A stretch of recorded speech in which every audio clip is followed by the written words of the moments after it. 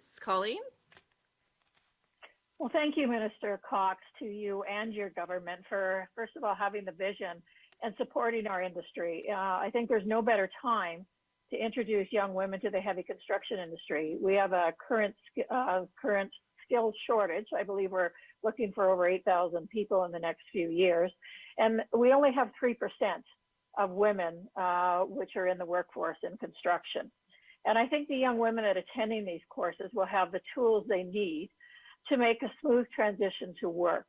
I think women are always, in my experience, have been taking excellent care of owners' equipment, follow directions, and pay close attention to details. And I think our employers within the industry are excited about meeting the women and opening the doors to their future. I believe this all comes from, partnerships. The government aligning itself with a Manitoba Heavy Construction Association. We have the River East School Division, and then obviously the Office for the Advancement of Women Apprentices.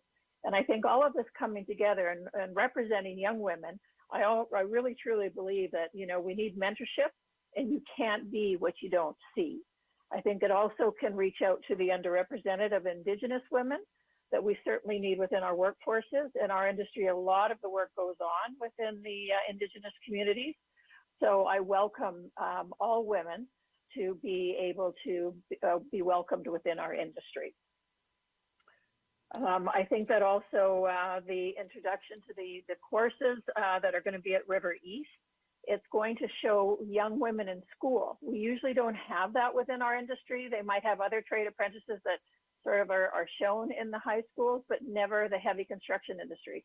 So along with Manitoba Heavy, this will now be changed. So I thank all the partners that have been in this, and I think that we certainly can be supportive of a young woman's journey into our industry to be successful.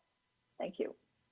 And thank you so much, Colleen. Just last week, we were actually joined by the students that are participating in this program, Colleen and myself, as well as Manitoba Heavy, Chris Lawrence, and, had the opportunity to talk to these students, and they are so excited, and I am so excited for their future. So thanks for this opportunity. It's great to partner with you. And next, I'd like to invite Beverly from MITT to say a few words. Beverly? Good morning, and thank you to Minister Cox for inviting me to be here today.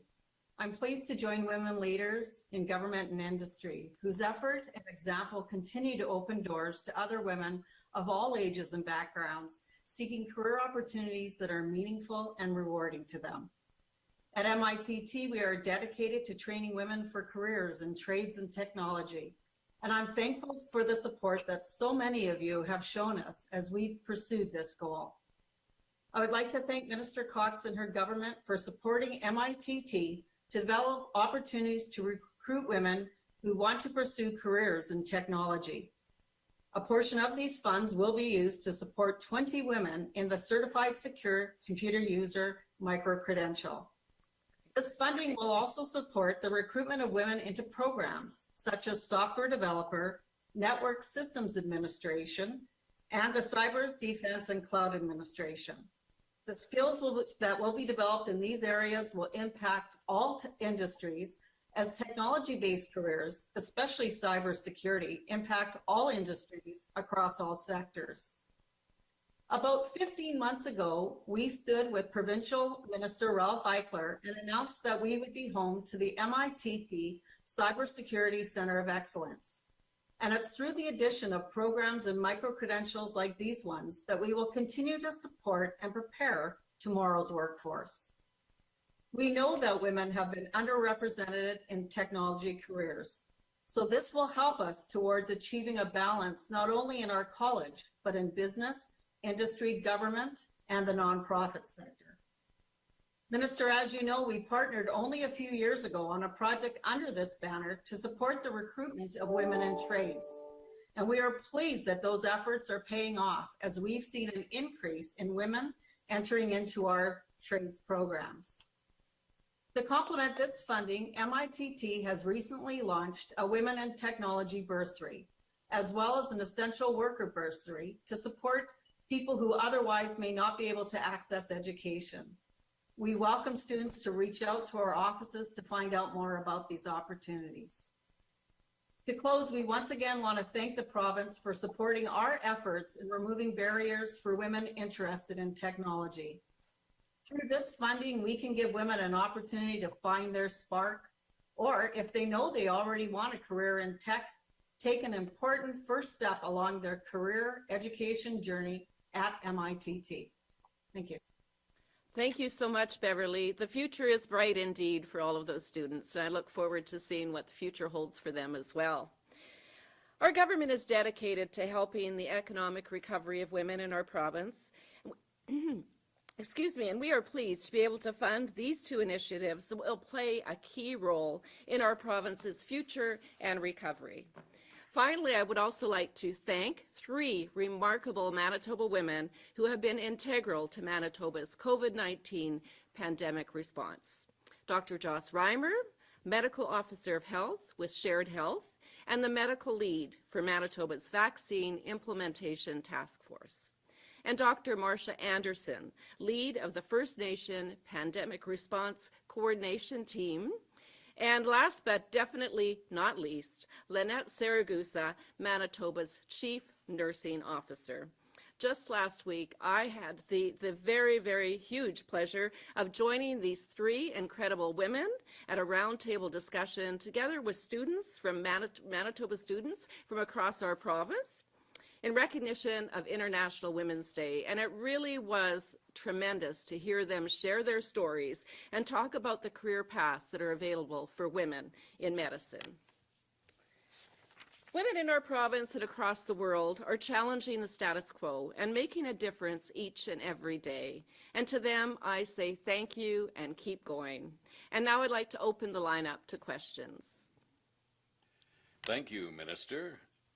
A reminder to our reporters on the line, you will have 1 preliminary and 1 follow-up question. Up first this morning from the Winnipeg Free Press, Carol. Hi, I'm just wondering why we're only getting 1 question and 1 follow-up if there were only a couple of reporters on the call. It just seems like we should be given a little bit more time if we have the time available. But anyway, my other question is about the unemployment rate for Manitoba women. It's the 2nd highest among the provinces with 7.1% unemployment for women. Men are at 5.1%. What is the province doing to help women get back to work? Well, we know that women are most impacted because they are in the, the restaurant, the hospitality industry, serving industry. And so what we're doing is we are providing per capita the highest amount of any province across the country in bridge financing and funding to ensure that those businesses that employ them do have the ability to reopen safely and have the ability to, again, hire those individuals and provide them with those jobs. We've also, provided more money under the Risk Recognition Program, which basically targets women because we know that there are the individuals that are predominantly in those different work sectors. So, there's much that we're doing. Is there more to do? Yeah, and that's why we're here today, really to talk about these programs and giving women new opportunities to work in good paying jobs where they are secure. And we know that once they get a job in the construction industry, they're going to have a job for life. Once they get jobs in good-paying, male-dominated fields like construction and tech, how are they going to take care of their children? There's a real lack of childcare available, and I understand that the early learning and childcare bill is going to be revealed sometime this session. But how are women supposed to enter the workforce in good-paying jobs if we don't have daycare that's accessible to them? Well, I would say that at the very start of this pandemic, we recognized that daycare was an issue. And so we right away ensured that there were daycare spots available for those frontline workers and those individuals who needed it. And, as we move forward, we continue to provide additional daycare for individuals who need those spaces right now. And with the new legislation that we bring forward, there's going to be more opportunities for individuals to be able to access those daycare spaces. From the Winnipeg Sun, Josh. Good morning. my first question would be, just looking for a little clarification. This funding, is it just for recruitment and advertising for these programs to bring women into them, or is it covering costs for to run the programs as well? Well, with River East Transcona School Division, it is the cost to run the program. It provides them the training. There's actually, simulator training as well. I'm not sure how that goes. I'll refer that to Colleen, with regard to their ability maybe to operate a vehicle, a truck, a large vehicle. I mean, my vision is to see women out there driving those D8s and D9s, and I would love to see more women in the construction sector. So I'm going to turn it over to Colleen, and maybe she can provide a little bit more information about that program. But I do know that, following the end of the program, these individuals will have the opportunity to participate in a virtual job fair, which is going to give them that liaison directly with the construction sector. So I'll turn it over now to you, Colleen. Thank you. Well, and first of all, the government is supportive of the Manitoba Construction Sector Council, which is the liaison between education, industry, and government. So this is another initial step, and will be ongoing for other programs. There's micro-credential courses that we work with MITT. To give an example, that the ongoing that we have funding for is when industry, I know in the home building section, they didn't need full-blown carpenters, couldn't wait for that, but they certainly could use framers. So with the government's support, we actually jumped in and actually trained in a few weeks in a micro-credential course for those framers to get out and have jobs. And I think that's how we're going to grow this with women, is first of all, going to the schools, having some of that education money spent, that this is an option. I think most girls that come out of school don't even realize that that's an option for them. So that is part of the education and the resources we're using. Thank you, Colleen. Second question. It's a kind of a multi-parter, I guess. For Beverly, I was wondering if you could tell me what the demographic split is for female students at MITT, and I know the second part of this would be, I know there's been a number of pushes over the years to encourage women to get into the trades and into these skilled labor type of positions. Only 3.4% in the construction industry.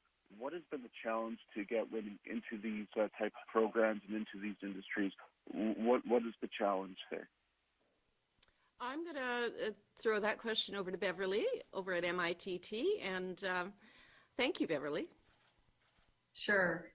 The challenge for us to attract women, whether it's to trades or technology, I think is just partially because, it's the fear of the unknown. And Colleen had touched on this earlier too. You have to see yourself in that career to have the confidence to pursue it. And you're correct, the percentages are still quite low in both trades and tech. But we are working with our government partners and with industry to change, certainly to change that dialogue, to change, the perception of the opportunities for women in both trades and technology. Thanks, Beverly. And Josh, I just want to add that down the road, there's going to be a lot more good news and announcements. So just stay tuned. Thank you. I just want to say thank you to everybody for joining us. And again, happy International Women's Day. It really is a day to celebrate. Take care, stay safe, and remain healthy. Thank you.